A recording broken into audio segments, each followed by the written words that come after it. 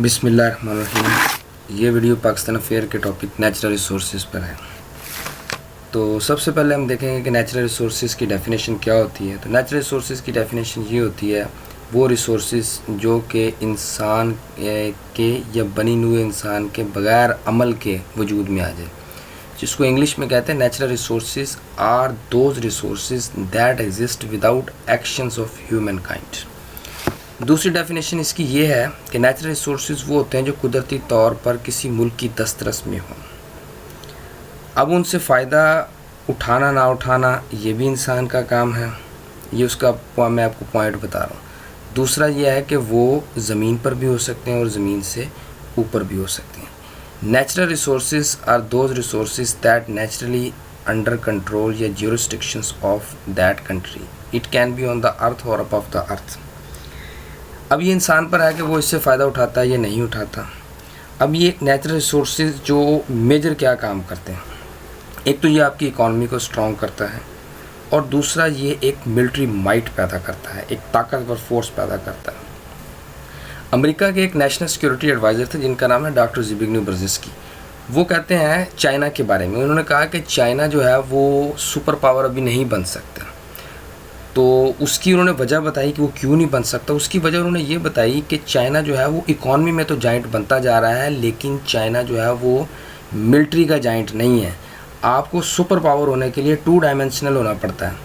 आप मिलिट्री में भी जो है वो जाइंट हो, इकॉनमी में भी जाइंट हो।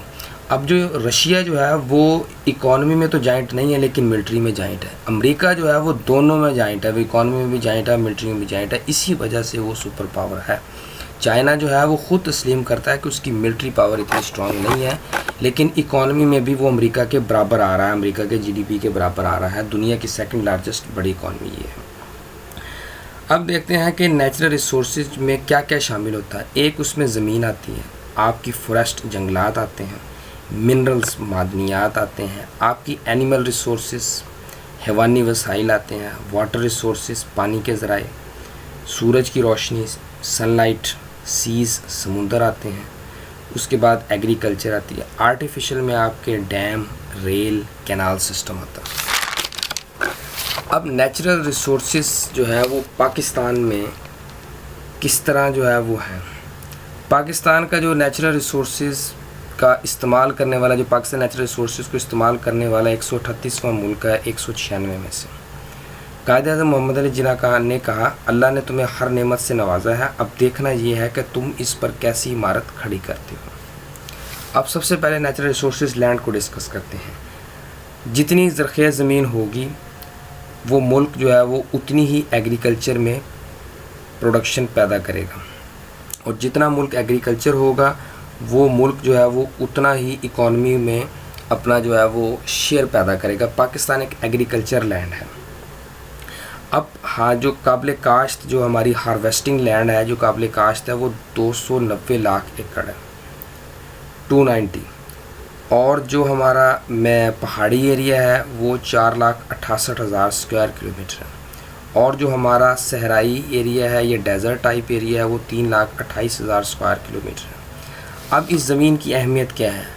पहली तो बात यह कि अगर फर्टाइल लैंड होगी तो वो हमारी जो है वो क्रॉप और इस तरह की चीज़ें में वो अच्छी प्रोडक्शन देगी, जिससे हमारी इकॉनमी मजबूत होगी। फर्टाइल लैंड कौन सी होती है? फर्टाइल लैंड वो होती है जिसमें पोटाश, कैल्शियम, मैग्नीशियम की मिकदार जो है वो सूटेबल हो, उसको फर्टाइल लैंड कहते हैं। दूसरी जो है वो सेम ज़्यादा ज़मीन जो होती है, ये कौन सी ज़मीन होती है? अब सेम ज़्यादा ज़मीन वो होती है जिसमें जो है वो मिनरल्स या नमकियात की जो तादाद होती है वो मेजर में मिकदार में पाई जाए, उसको कहते हैं। अब ये जो है वो पंजाब में और सिंध में ये एरिया है, और ये हमारे पाकिस्तान का 4.7 मिलियन एकड़ कवर करती है, और हर साल इसमें 0.4 मिलियन एकड़ का इजाफा हो रहा है।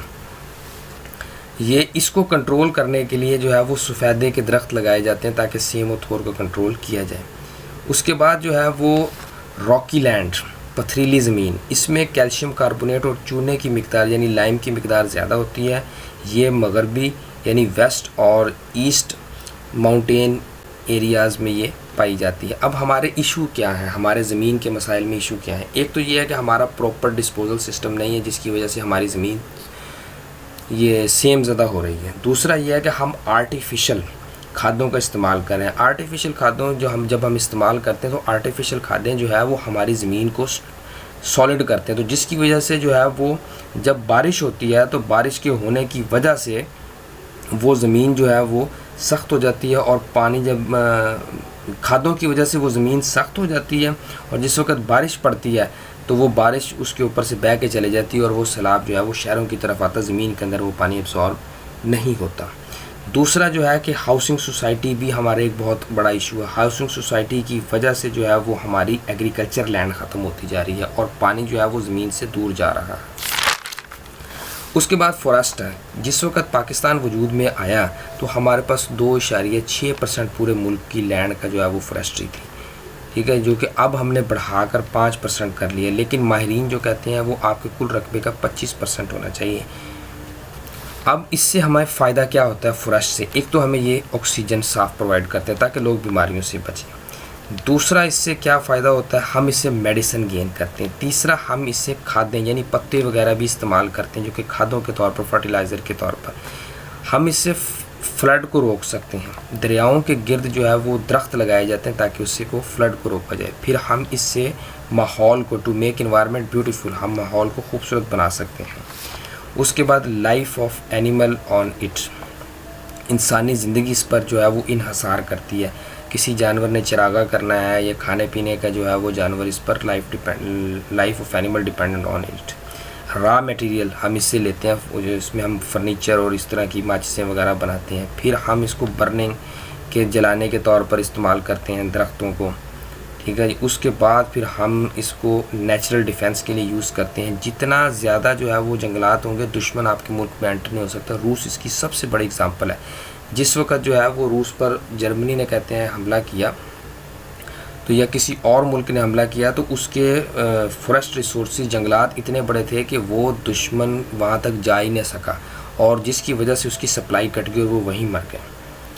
उसके बाद जो है वो हम इससे जो है वो सेम ज़्यादा ज़मीन को कम कर सकते हैं जंगलात उगा के। फिर हमारा इससे मुल्क की सरमाया आता है, हमें इससे इनकम होती है। फिर लोगों का रोज़गार है, आवाम की ब्रेड एंड बटर रोज़ी रोटी लगी हुई है इस पर। फिर इससे जो है वो बारिशें बर वक्त होती हैं। अब गवर्नमेंट इसके लिए क्या क्या इकदाम कर रही है?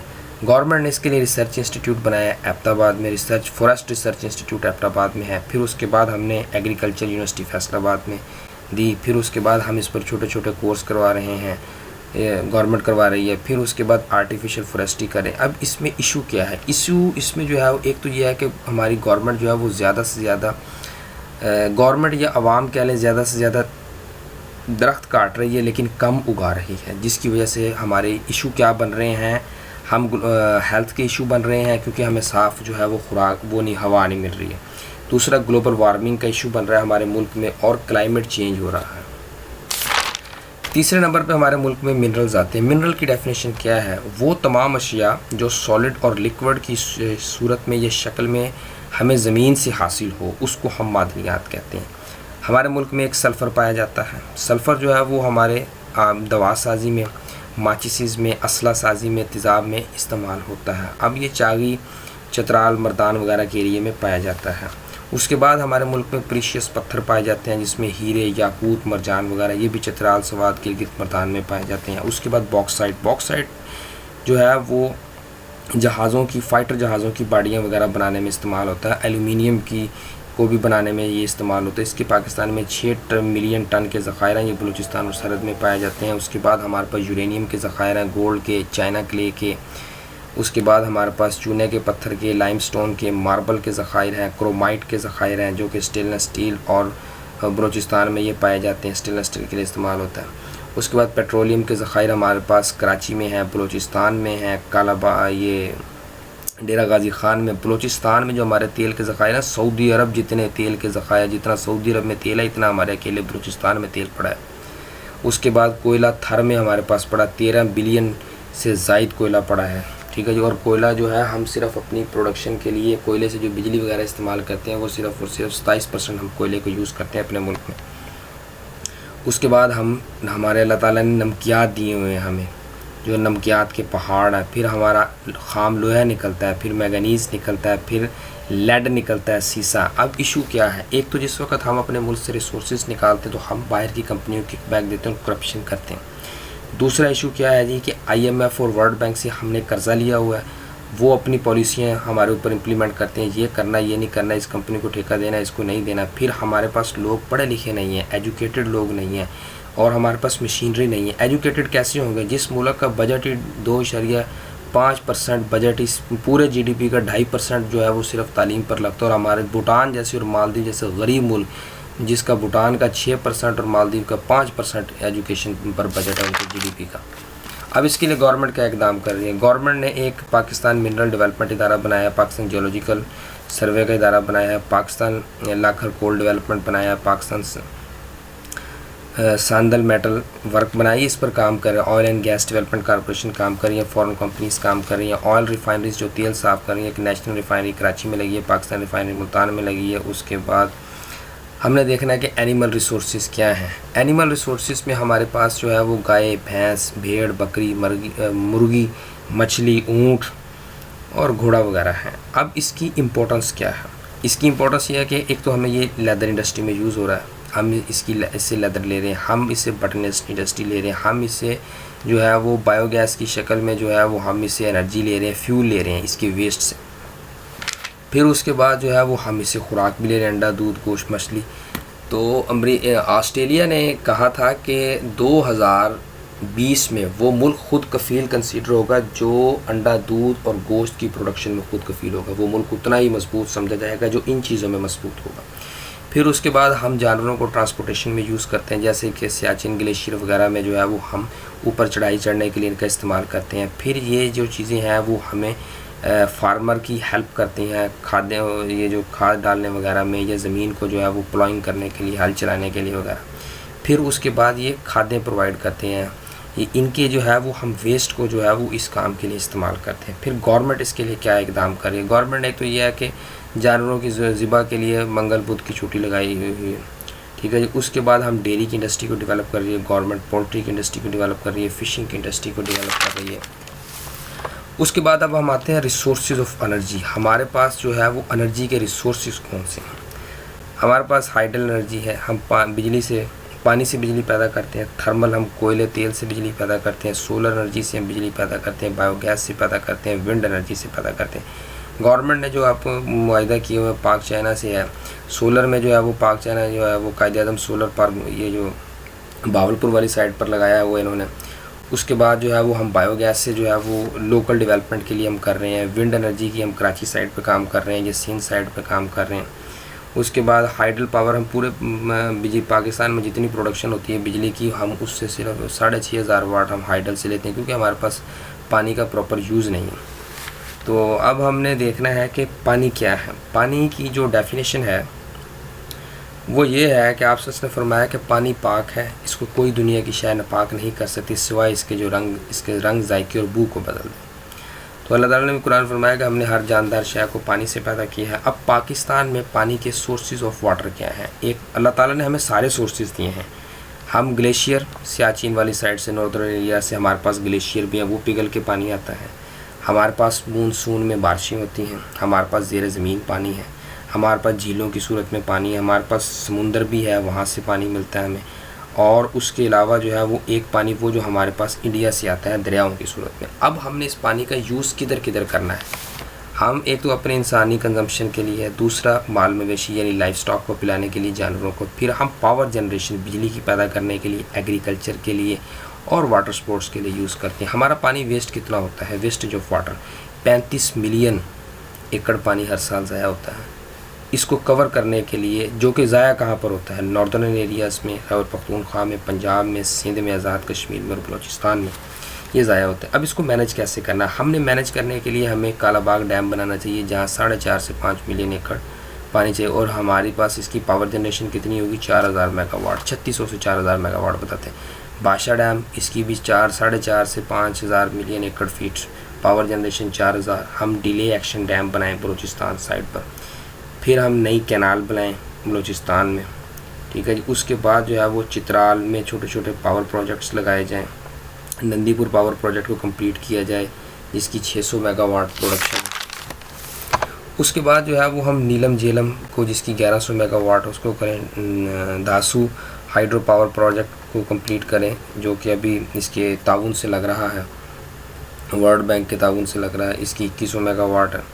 उसके बाद रन ऑफ रिवर बनाए। रन ऑफ रिवर से मुराद जो है, तो पानी जो आ रहा होता है ना, तो उसी के फ्लो में इतनी ताकत होती है कि उससे हम जो है वो बिजली बनाए, जो कि फिजिबिलिटी रिपोर्ट के मुताबिक कहते हैं पाकिस्तान 5000 मेगावाट बिजली कर सकता है। अब सी वाटर, हमारे पास जो समुद्री पानी है, हम उसको डिसैलिनेशन के लिए इस्तेमाल कर सकते हैं और उसको पीने के काबिल भी बना सकते हैं। उसके बाद हम जो है वो ज़्यादा से ज़्यादा कैनाल बनाएं ताकि हमारी इरिगेशन ज़्यादा हो। हम वाटर को जो है वो वाटर कोर्सेज करवाएं लोगों को। अब इसमें इशू क्या आ रहा है, एक तो इंडिया हमारा पानी बंद किए हुए है, जिसकी वजह से जो है ना वो हमारे एनर्जी इशू है, हमारे साथ एग्रीकल्चर का इशू है, ये हमारे इंडिया की वजह से है। उसके बाद हमारे पास समुंदर है, सी है। अब उस समुंदर से हमने कैसे फ़ायदा उठाना, उस समुंदर के साथ लगती है हमारे पास पोर्टें, एक कराची पोर्ट है, एक पोर्ट कासिम, एक गवादर है। गवादर जो है वो दुनिया की इंटरनेशनल पोर्ट बनने जा रही है और दुनिया की 75% आबादी को जो है वो खुराक मुहैया की जाएगी। चाइना यहाँ से जो है वो दुनिया को खुराक सस्ती मुहैया करेगा। और गवादर के बारे में ये भी कहा गया है कि आलमी जंग जो है वो ये इसकी यूरोप के इकोनॉमिस्ट ने कहा है कि आलमी जंग जो है वो तीसरी गवादर में लगेगी। तो Gwadar naturally deep sea port है और यहाँ पर बड़े से बड़ा जहाज़ जो है वो लंगर अंदाज हो सकता है। ये हमारे नेचुरल रिसोर्सेज थे।